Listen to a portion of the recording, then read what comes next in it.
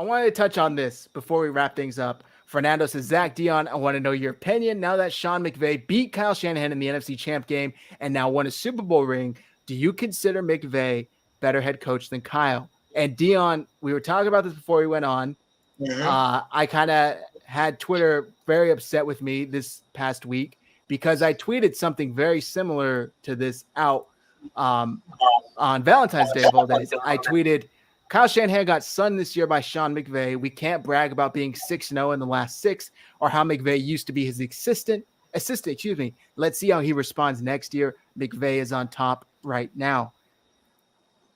What do you think? Am I being a hot take artist here? No, not by any stretch of the imagination. Here's the thing. It's a, and I think Jason was the one who kind of, jumped on top of it, like Sunhow and everything like that. Jason DePonte, shout out to him. Here's the thing. When I'm looking at it, Kyle Shanahan currently is 39-42 in the regular season. He's 4-2 in the postseason. Sean McVay currently, where's his record? I thought I had it. It did not come up for me. Sean McVay has like a way better record. I didn't see it come up for me, but he's got his record as the head coach for the Rams is flat out insane. He is currently 55-26. So when you look at 39-42 and 55-26, that right there tells you that it's ridiculous. That's a gap. That's telling you that Sean knows how to win and Kyle doesn't. So then here's the thing. What did we talk about with Kyle? To make a long story short, we didn't have Jimmy a couple of years. Okay. Well, those couple of years that you didn't have Jimmy was your fault. You drafted C.J. Beathard when you could have drafted a quarterback in the first round. Oh, I forgot. You didn't scout any quarterbacks because you were sold that you were going to get Kirk Cousins. And when you didn't get Kirk Cousins, you had to resort to Jimmy Garoppolo, and you didn't like that. He went on a 5-game winning streak. Everybody thought he was the savior of the franchise. Then he tried to be a running back, tore his ACL, and season went down 2. So McVay knows how to win, and he knows how to put together a special team. And he finally got over that hump. He got his ass kicked in his first playoff, his first Super Bowl. But he came back in this one and figured out how to win it, albeit against one of the worst offensive lines in the league. He still figured out a way to get it done. And he can say, I've got a better record than Kyle in the regular season. And I'm a winner. I've won a Super Bowl. I got a ring. Kyle can't say that. Kyle's been in the Super Bowl twice. Once as an offensive coordinator, once as a head coach. Sorry. I can beat you in the regular season all I want. If I don't beat you in the playoffs and I don't, go and get that chip, it does not matter. For me, right now, if you want to look at it from a statistical standpoint, Sean McVay is a better head coach than Kyle Shanahan. And it's because he wins. He did all this with Jared Goff. And he just got Matthew Stafford. And the minute he went out there and gave up everything he could think of, along with the kitchen sink, the washer, the dryer, I'm pretty sure he probably traded one of his kids if he could have.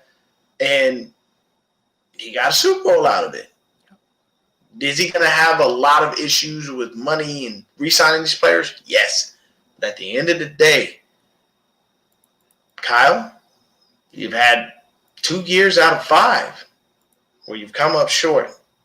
2 years out of 5 where you've actually went to the playoffs. Those other 3 are subpar. And we're not going to keep waiting on you to bring us a ring. I tell you right now, I heard this from Jason DePonte, and I'll continue to say that. Kyle's clock starts ticking when Lance hits that field. You drafted him. This is your guy. Don't tell me he's not. But any other head coach with the current record that Kyle Shanahan has would have been fired.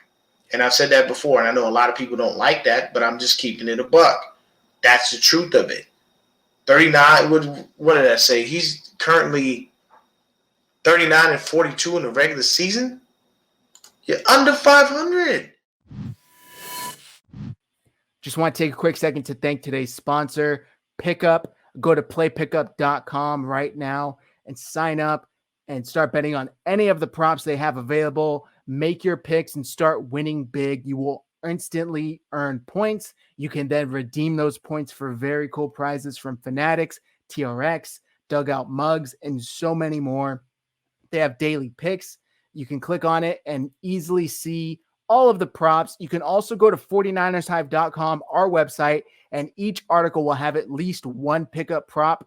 You guys got to take advantage of this right now. It's as easy as a few clicks, entering your phone number to verify it's you, and then you start earning points. I just redeemed my points for these MLB shot glasses that are going to come in. They're super cool. I also redeemed them for a $25 Fanatics gift card. You can start earning your points right now. Again, 49ershive.com. Click on the latest article and scroll down. You will find a pickup prop in there. And they're super easy to bet on, guys. All you have to do, it's stuff like, will the Niners win this weekend? Will Jimmy Garoppolo throw more touchdowns than, whoever he's playing against? These are easy props you can win against. So again, 49ershive.com. Click on the latest article. Go down to the play pickup prop and sign up today so you could start earning points to earn cool prizes. Thank you, Play Pickup, for sponsoring this video. So let me explain my thought mentality into this tweet, right? So I'm sitting there. I had the day off because silly old me 3 weeks ago thought, hey, Niners could make the Super Bowl. I better get the day after the Super Bowl off so I can celebrate. I'm gonna be hungover. They didn't make the Super Bowl. So I'm sitting there at home. I'm not at work, doing dishes, trying to clean up for my fiance before she gets home. And the thought just hit me. Damn, Sean McVay not only really won, but he went through the Niners to do it. Not only did he go through the Niners to do it, he did it with the quarterback Kyle Shanahan wanted this year.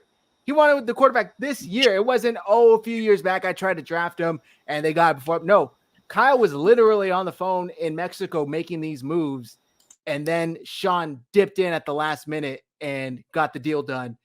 I know people are saying, but they got, because Jared Goff, they had to pay for this giant contract. It doesn't matter. He got the deal done, right?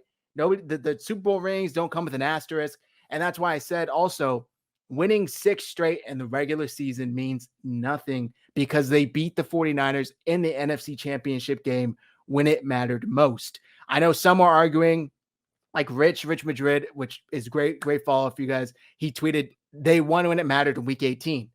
You cannot argue that week 18 mattered more than the NFC Championship game. There are different levels to this, and when it mattered absolutely the most is obviously for a trip to the Super Bowl. So that was kind of my mentality, in the sense that they were kind of a back and forth rivalry, with Shanahan getting the best of McVay maybe in the regular season. But when it came down to it, ultimate fight for all the marbles. You've been getting me, one here, one there. But now let's put everything on the line. Let's go all in. McVay won. And then not only did McVay win that, he went on to win it all. So that's kind of my mentality, in the sense that this started way before the NFC Championship game. This started in January when the Rams went out, knew that Jared Goff wasn't it, went and got Matt Stafford, and then therefore McVay went on and then continued to build a better team than Kyle Shanahan did this season.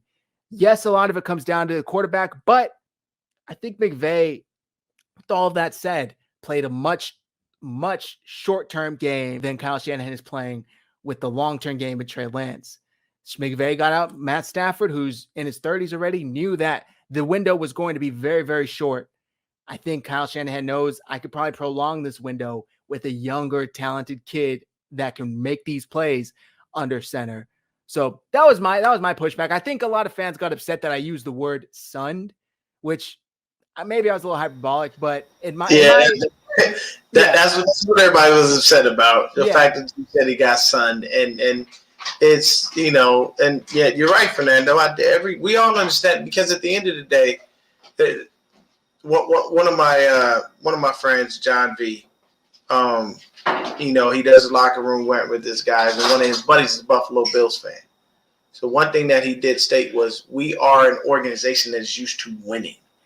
we're used to bringing home, the Lombardi Trophy. We're used to being talked about as the team that people need to beat in the year. And when that doesn't happen for us, we get upset, we get frustrated. Everybody looks at us like, oh, you guys are, not, doing this or doing that. And yeah, this is the perfect statement right here. It's not just coaching either. It's offseason moves that McVay and co have made to push them to the top. We don't do that. No one sees us do that. We just don't. And it's really weird that we don't. Like, we don't move in free agency. We haven't made big super splashes to go and get crazy guys outside of trading for Jimmy Garoppolo. We really don't, and it's unfortunate. I would love for us to make a splash. Like I said, there's going to be some free agent people on the market because there are teams in salary cap hell. This 22, 25 million, whatever they're going to give, still ain't pulling some teams out. I can tell you right now, the Saints have some really good players that are going to hit the free agent market. You know why? They're $70 million over the cap. There are going to be some cap casualties. I understand that teams find a way to work it out, people, but you ain't working out $70 million.